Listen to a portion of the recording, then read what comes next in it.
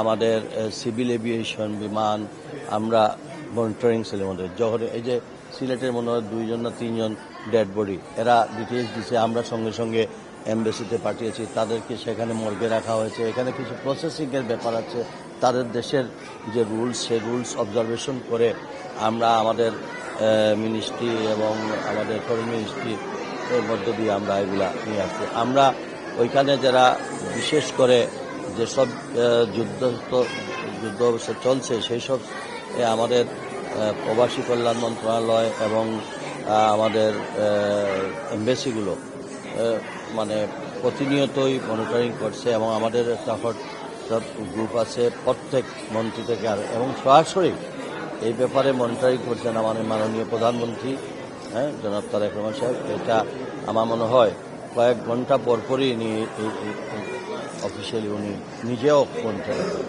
কাজে এই ব্যাপারে আমার মনে হয় আমাদের পক্ষ থেকে, সরকারের পক্ষ থেকে সর্বাত্মকভাবে সহযোগিতা করা হবে। প্রবাসীরা কিন্তু অনেকটাই বাতিল হচ্ছে, প্রবাসীরা কিন্তু অনেকটাই ক্ষতির সম্মুখীন হচ্ছে, সেক্ষেত্রে এই বিষয়গুলো মাথায় নিচ্ছেন কিনা?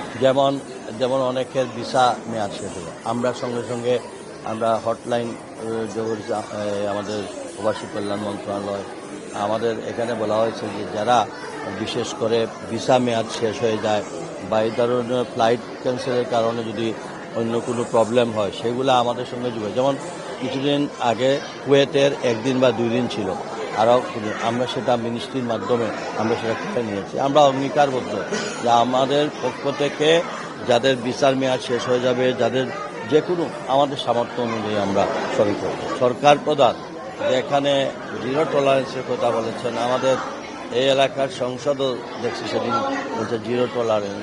আমিও একই কথা বলবো, আমরা আজকে প্রশাসনকে একই বার্তা যে অনতিবিলম্বে আমরা কিছু জানতে চাই না, আমরা শুধু দেখতে চাই মানুষ নিরাপদে আছে। ছিনতাইকারী আর মানে যারাই রাহাজানি করবে তাদেরকে কোনোভাবে ছাড় দেওয়া হবে না। এখন এটা পুলিশ প্রশাসন যেভাবে হোক এটা করতেই হবে এবং আমরা চাই নিরাপদ একটি স্থান।